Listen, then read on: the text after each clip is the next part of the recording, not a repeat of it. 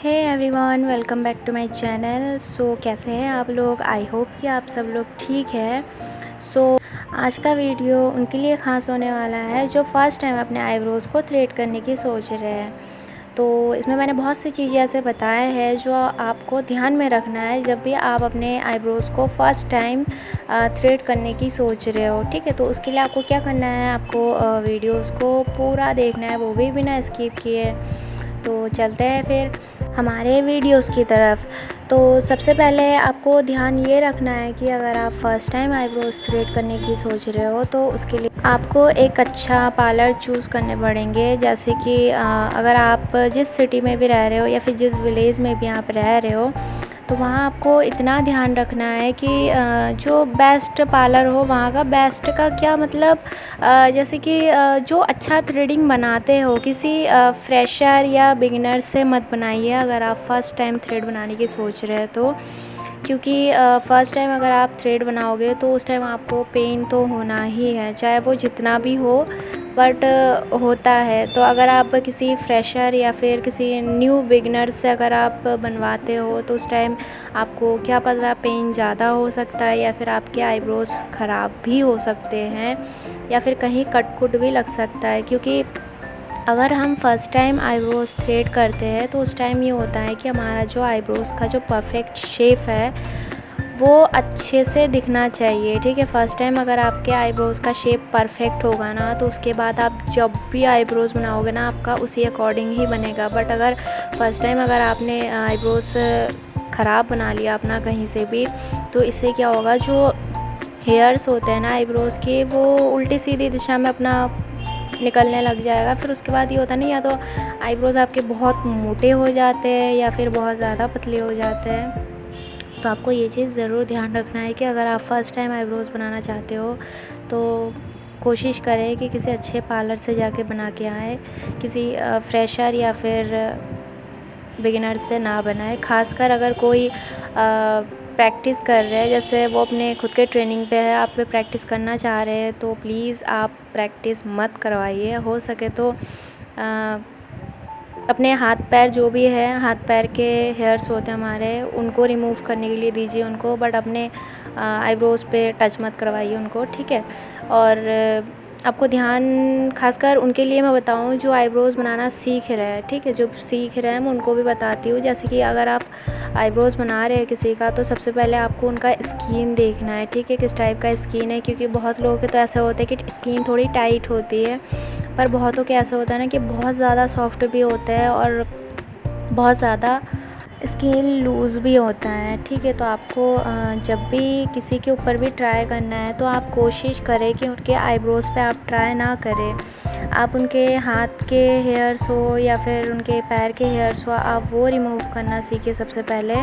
फिर उसके बाद जाके जब आपको लगे कि नहीं अब मैं परफेक्टली धागा चलाना सीख गई हूँ, तब जाके आप किसी के आईब्रोज़ पे ट्राई करें। ठीक है, तो आपको हमेशा यही ध्यान रखना है कि स्किन हमेशा टाइट होनी चाहिए। देखिए, ये जो मेरी क्लाइंट थी ना, ये फ़र्स्ट टाइम आई थी अपने आईब्रोज़ को थ्रेड करने के लिए और इनको ना वाकई में थोड़ा बहुत तो पेन हो ही रहा था, बट इनके जो स्किन थे ना वो बहुत ज़्यादा सॉफ्ट थे। जैसे कि छोटे बेबी के स्किन नहीं होते उस टाइप के थे। ठीक है, तो मुझे ना बहुत नॉर्मली वर्क करना पड़ा इनके आईब्रोज़ पे। एक्चुअली पता है, इस चक्कर से ना मैं पूरे वीडियोस को भी नहीं बना पाई। मैं थोड़े बहुत वीडियोस को जितना मैं बना सकी अपनी तरफ से उतना मैं बना पाई। बाकी आपको ध्यान रखना है ये सब चीज़ें। ठीक है, और देखो इनके फ़ोरहेड में भी ना बहुत सारे हेयर्स थे। ऊपर से ये फ़र्स्ट टाइम बनाने आई थी तो सोचो इनको कितनी दिक्कत हुई होगी। फिर भी जैसे तैसे हो गया, बट फ़ाइनल जो रिज़ल्ट था ना वो वाकई में बहुत ही अच्छा था। आप देखना लास्ट में जाके। तो आपको मैंने हर अपने वीडियोस में कहा है आपको किस तरीके से कैसे प्रोसेस आपको करना है, तो आप उसी तरीके से कीजिए, सेम जिस तरीके से मैं कर रही हूँ आप देखिए इसे। और उसके बाद फिर आपको जो भी एक्स्ट्रा हेयर्स हो, हाँ, और अगर कोशिश करें कि जैसे कि आप अगर आईब्रोज़ बना रहे हैं ना तो अगर उनके फ़ोरहेड में भी बहुत सारे हेयर्स हैं तो आप उनको भी थोड़ा बहुत रिमूव कर दें, ताकि वो ना फिर अलग क्लीन सा दिखे। ये नहीं कि आईब्रोज़ बना दिया तो वहीं का एरिया सिर्फ क्लीन दिख रहा है, बाकी एरिया अजीब ही दिख रहा है, ऐसा ना हो। आप साथ साथ में थोड़ा फ़ोरहेड का भी क्लीन कर दे। तो अगर आप फर्स्ट टाइम किसी के आईब्रोज़ को थ्रेड कर रहे हैं, कोई अगर जैसे फ़र्स्ट टाइम अपने आईब्रोज़ को थ्रेड करवाने आए हैं आपके पास, तो उस टाइम ध्यान आपको ये चीज़ रखना है ना कि आपको ना प्रॉपरली अपनी तरफ से शेव एकदम पतला करके नहीं देना है। आपको मोटा मोटा करके इस तरीके से आपको आईब्रो शेप देना है, ताकि अगर बाद में अगर उनको पतला चाहिए हो तो आप आराम से पतला कर दे। अगर उनको वैसे ही अच्छा लगे तो वैसे में भी रख सकते हैं, बट डायरेक्टली आप शेप मत दीजिए कि आप बहुत पतला करके उनको शेप बना के दे रहे हैं। इससे क्या होगा ना कि बाद में अगर उनको वो शेप पसंद ना आए तो फिर वो आप पे गुस्सा भी हो सकता है। इसलिए आप थोड़ा मोटा करके बना लीजिए पहले। उसके बाद अगर वो आपसे कहते हैं कि हाँ थोड़ा और पतला करके दीजिए, तो आप जाके आराम से आप पतला कर सकते हैं, ठीक है। तो आपको ये चीज़ बहुत ज़्यादा ध्यान में रखना है।